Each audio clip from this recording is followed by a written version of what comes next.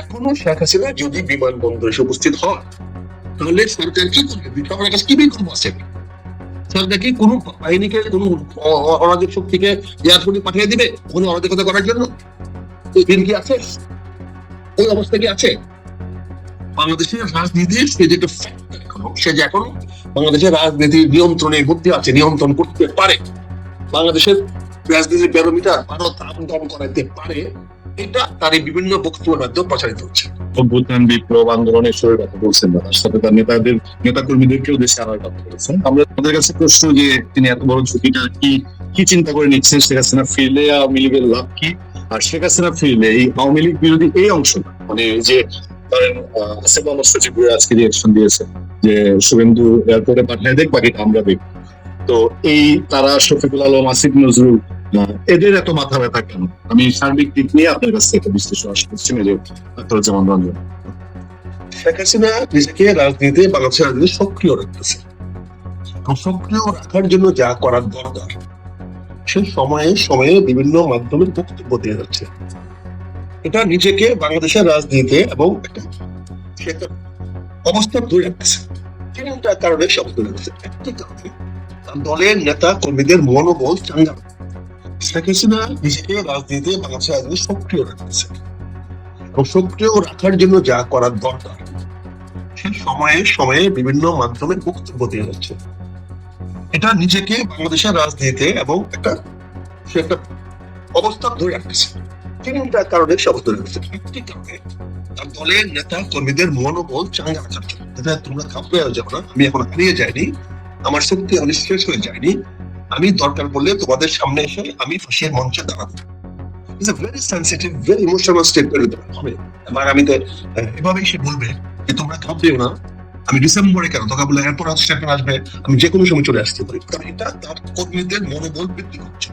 আর যে emotional statement সে দিবে, সেটা হচ্ছে আমি বাংলাদেশের জন্য কি করেছি আমি জানি না, আমি ফাঁসির কাছে ঝুলবো, আমি বাংলাদেশে আসবো, আমার ফাঁসি হয় হোক। এখন আপনি কি বলবেন? আপনি কি আগের মতো রাস্তায় তাকে এয়ারপোর্টে পিটায় মারতে পারবেন? এই মারার সুযোগ আছে?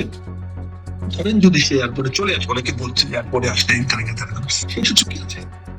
এখন তো বাংলাদেশের সাংবিধানিক সরকার আছে, এখন তো অরাজক অবস্থা নাই, বা বিপ্লবোত্তর অবস্থা নাই, বা অভ্যুত্থানের অবস্থা নাই। এখন তো অভ্যুত্থান তার ন্যাচারাল ডেট হয়ে গেছে, অভ্যুত্থানের ন্যাচারাল ডেট হয়ে গেছে। তার সময় 12ই ফেব্রুয়ারিতে যে জিনিসটা হয়েছে, 5ই অগস্টে যে বিপ্লব বলি, অভ্যুত্থান বলি, তার স্বাভাবিক ন্যাচারাল পরিসমাপ্তি ঘটে গেছে 12ই ফেব্রুয়ারি 2026। আমরা যে 5ই আগস্টে যে উত্থান দেখেছিলাম, যে অভ্যুত্থান দেখেছিলাম, যে বিপ্লব আসছিল, সেই বিপ্লবটা সংগত ছিল, বা বিপ্লবী সংগত করতে পারি নাই, দীর্ঘায়িত করতে পারি নাই, অভ্যুত্থানকে দীর্ঘায়িত করতে পারি না। এটা আমাদের দায়িত্ব। আমরা যারা নিজেকে প্রেম করে অভ্যুত্থান পক্ষের লোক, আমরা বিপ্লবের লোক, আমাদের ব্যর্থতা, যার ফলে 12ই ফেব্রুয়ারি একটা ন্যাচারাল পরিসমাপ্তি হয়ে গেছে। নতুন একটি সরকার আসছে, সাংবিধানিক ভাবে সেই সরকার। সেই সরকার কি বিমানবন্দরে যদি শেখ হাসিনা এসে নামে, নিরাপত্তা দিবে না? আদালতে সমর্পণ করতে চায়, তাকে আদৌ সমর্পণ না করলে তাকে ধরে নিয়ে এয়ারপোর্ট থেকে ধরে নিয়ে আদালতে নিয়ে যাবে। হয়তো সন্ধ্যার সময় আসলে জেলে নিয়ে যাবে, বা ভোরবেলা আসে তখন কি করবেন? তখন তো সরাসরি আদালতে নিয়ে যেতে হবে। যেমন আমাদের দেশে খালেদা জিয়াকে গ্রেফতার করা হয়েছিল সকাল 7টায় ঘেরাও করে গেছিল, তারপর সকাল 7টায় গ্রেফতার করে ওনাকে সরাসরি আদালতে নিয়ে যাওয়া হয়েছে। তাকে অন্য কোথাও রাখা হয় নাই, সেখান থেকে ওনাকে জেলে পাঠিয়ে দেওয়া হয়েছে। এখনো শেখ হাসিনা যদি বিমানবন্দরে এসে উপস্থিত হয়, তাহলে সরকার কি করবে? সরকারের কাছে কি বিকল্প আছে? সরকার কি কোনো বাহিনীকে, কোনো অরাজক শক্তিকে এয়ারপোর্টে পাঠিয়ে দিবে কোনো অরাজকতা করার জন্য? এদের কি আছে? ওই অবস্থা কি আছে? ফলে শেখ হাসিনা তার কর্মীদের, তার অনুসারীদের মনোবল চাঙ্গা রাখার জন্য এই কথাটা বলে হচ্ছে। দ্বিতীয়ত যে কারণটা সে চাচ্ছে, সেটা হচ্ছে বাংলাদেশের রাজনীতির চাপ সৃষ্টি করে। বাংলাদেশের রাজনীতির সে যে একটা ফ্যাক্টর এখনো, সে যে এখনো বাংলাদেশের রাজনীতি নিয়ন্ত্রণের মধ্যে আছে, নিয়ন্ত্রণ করতে পারে, বাংলাদেশের রাজনীতির ব্যারোমিটার ভারত আমদাম করাতে পারে, এটা তার এই বিভিন্ন বক্তব্যের মাধ্যমে প্রচারিত হচ্ছে। তুমি দেখো তো 3-4 দিনে শেখ হাসিনা সবাই তোলপাড় করছে। এমন একটা পর্যায়ে গেছে যে সরকার আজকে বাধ্য হয়েছে সকল মিডিয়াকে বলতে যে শেখ হাসিনা বক্তব্য প্রচার করা আইনত নিষিদ্ধ। কিন্তু আমরা এখন এই শেখ হাসিনার কথা বলছি, এটাও কিন্তু আমরা ডিজিটাল আইনে পড়ে যাবে, কারণ আইনত নিষিদ্ধ করা হয়েছে। কাজে শেখ হাসিনা এই জিনিসটা চ্যালেঞ্জ দিচ্ছে যে তোমরা আমাকে আইনত নিষিদ্ধ করেছো, আমার সম্বন্ধে কথা বলতে পারবে না, কিন্তু দেখো আমার সম্বন্ধে সামাজিক রাষ্ট্রীয় পত্র পত্রিকায় বলা হচ্ছে। কেন বলা হচ্ছে?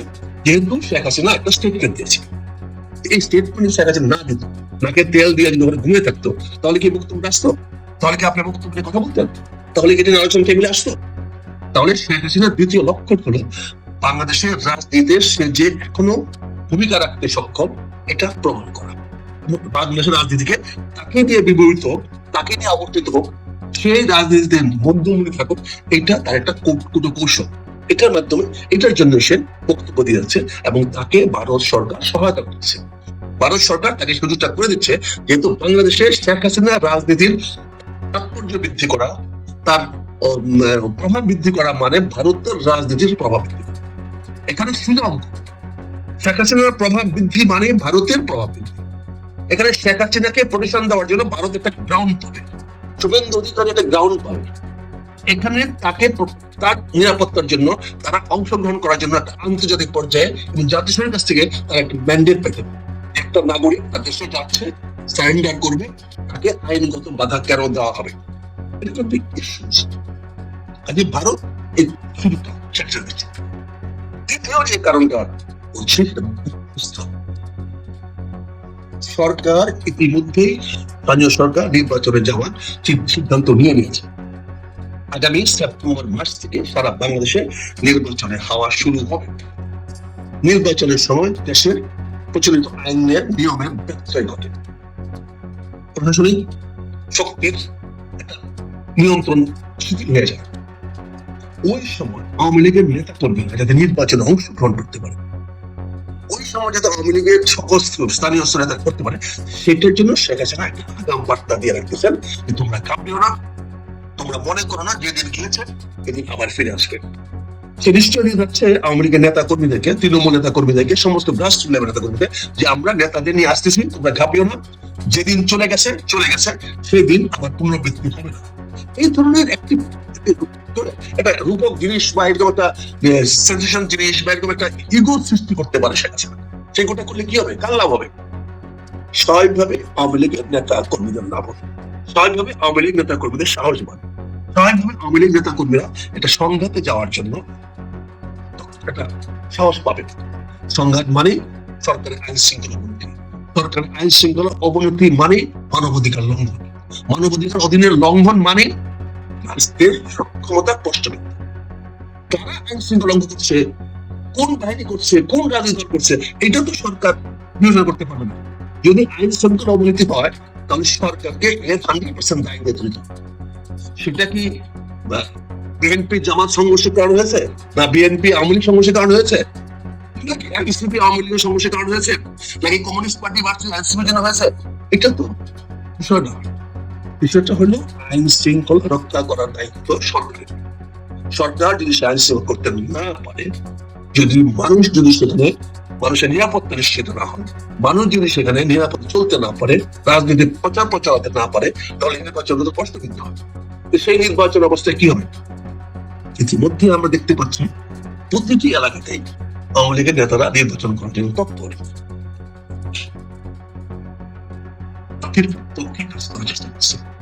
যেখানে সরাসরি সামনে আসতে এখন সমস্যা আছে, যাদের হয়তো অতীত ভালো না, তারা হয়তো অনেকটা সাবধান হয়ে আছে, কিন্তু সে বিভিন্নকে সহায়তা করার চেষ্টা করছে।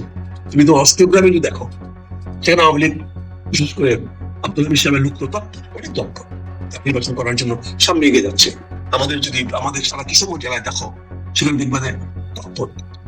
শেখ হাসিনার এই বিষয়টি, এই যে তুলপার পর্দা আলে কি ঘটছে, এগুলো, এই খবরগুলো কেন আসতেছে? এটা খবরটা সৃষ্টি করেছে Sheikh Hasina. Sheikh Hasina is a very smart politician.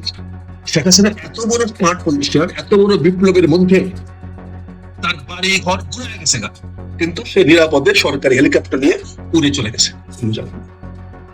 এটা কতটুকু স্মার্ট হইলে পরে বুঝতে পারো। এবং আন্তর্জাতিক চক্র তাকে সহায়তা না করলে সে কিভাবে গেল?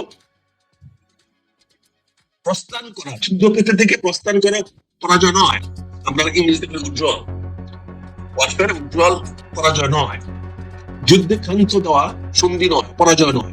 ক্ষান্ত হইতেই পারে বিভিন্ন কারণে, যে মাঝে মাঝে ইউক্রেন রাশিয়ার যুদ্ধে কখনো যুদ্ধ বেড়ে যায়, কখনো যুদ্ধ কমে যায়, কখনো বলে আমরা 7 দিনের জন্য যুদ্ধ করে দিলাম, এটা বিভিন্ন স্ট্র্যাটেজির কারণে দেয়।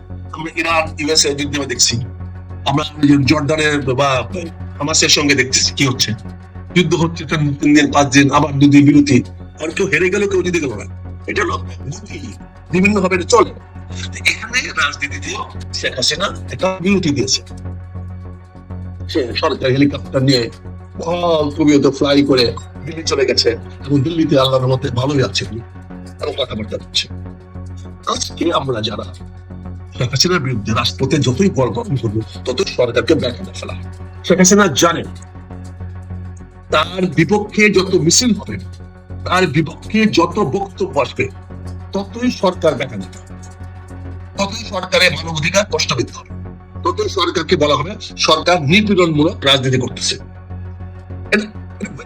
জিনিস শেখ হাসিনার পক্ষে একটা মিছিল করলো, সেই মিছিল বাধা দিলা, তাহলে মানবাধিকার হলো রাজনৈতিক পরিবেশ নষ্ট করলো না, তার রাজনৈতিক নষ্ট করলো না।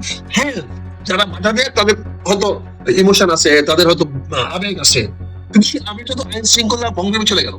যখন আইন শৃঙ্খলা ভঙ্গে চলে যাবে তখন আইন শৃঙ্খলা বাহিনী বা আইন শৃঙ্খলার প্রশাসনিকরা কি করবে? তারা তো আইন শৃঙ্খলা করতে হবে। আইন শৃঙ্খলা করতে গেলে জিনিসটা শেখ হাসিনা ফেভারে চলে যাবে। আর লক্ষ্য না করে তাহলে ফেভারে যাবে, কেন ফেভারে যাবে? কিছু মানবাধিকার ভঙ্গ হচ্ছে, রাজনৈতিক অধিকার ভঙ্গ হচ্ছে। তুমি তো সংবিধান এখন সাসপেন্ড না, বাংলাদেশের সংবিধান এখন সম্পূর্ণভাবে কার্যকর, এবং সেই সম্পূর্ণ কার্যকর সংবিধান দেখে সরকার যা ইচ্ছা তা কাজ করতে পারে না। সরকার আগামী দিনে ব্যাখ্যা করবে। সংবিধান না থাকলে অতীতে যারা করেছে, সামরিক শাসকরা করেছে, তারা সবসময় সংবিধানকে সাসপেন্ড করে করেছে। যার জন্য শেখ হাসিনা আর্টিকেল 7 এর সংবিধান আসছিল, সংবিধান কোন শক্তি আর সাসপেন্ড করতে পারে না। যদি কেউ সংবিধান সাসপেন্ড করে তাহলে সেটা পানিশমেন্ট ডেথ হবে। এই সংবিধান স্থগিত না করার জন্য এই আইনটা আনা হয়েছিল। এখন তো এই আইনটা উঠে গেছে, হাইকোর্ট তো এই সংবিধানটাকে ন্যালিফাই করে দিয়েছে। কারণ সংবিধান সংশোধন দরকার নেই। কয়েকটা আর্টিকেল গতকালকে গত বৃহস্পতিবার দিন মহামান্য সুপ্রিম কোর্ট সেটাকে বাতিল করে দিয়েছে, মাননীয় সুপ্রিম কোর্ট সেটা বাতিল করে দিয়েছে।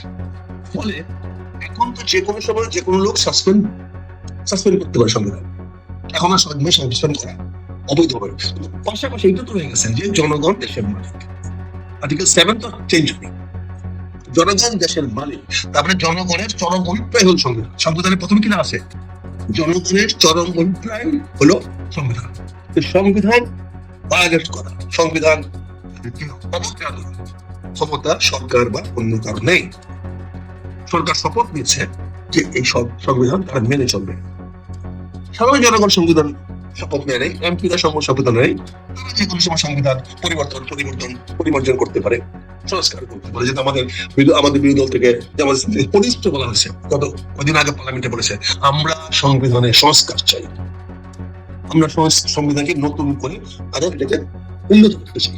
কিন্তু সংবিধান মেনে এটা কি আপনি সংবিধান ছুঁড়ে ফেলে দিচ্ছেন না। জামাত ইসলাম কখনোই বলে নাই সংবিধানকে ছুঁড়ে ফেলে দেবে, এটা অনেকে বলেছে, তার মুখে কোর্ট আছে, ভাষা আছে, আমরা বুঝতে চাই না। কিন্তু সংবিধান ছুঁড়ে ফেলা দেওয়া যায় না। এই ছুঁড়ে ফেলে দেওয়া যায় নাই বলে স্যার আর্টিকেল 7 এর সংশোধনী আনা হয়েছে, কিন্তু হাইকোর্ট সেই সংশোধনীটা বাতিল করে দিয়েছে। তারপরেও কিন্তু সংবিধান ছুঁড়ে ফেলা দেওয়া যাবে না, সরকার ছুঁড়ে ফেলতে পারবে না। সরকার এই বর্তমান সংবিধানের অধীনে শপথ নিয়েছে। কাজেই যদি এর সংস্কার জাতীয় সংসদে করতে চায়, বিনোদন আনতে পারে, অন্য সব দল আনতে পারে, জনগণ বাধ্য করতে পারে সরকারকে যে সংবিধান পরিবর্তন করে, এদের পক্ষে হবে। যেটা আমিও চাই সংবিধান সংস্কার হোক, জামায়াত ইসলামের সবাই আমরা চাই এই সংবিধান সংস্কার হোক। কেউ বলে নাই, আমরা বলছি 71 সংবিধানকে সংশোধন করা হোক 2026 সাল বা তার পরবর্তী সময় বুঝে করার জন্য। আমরা দেখেছি সংবিধান নিয়ে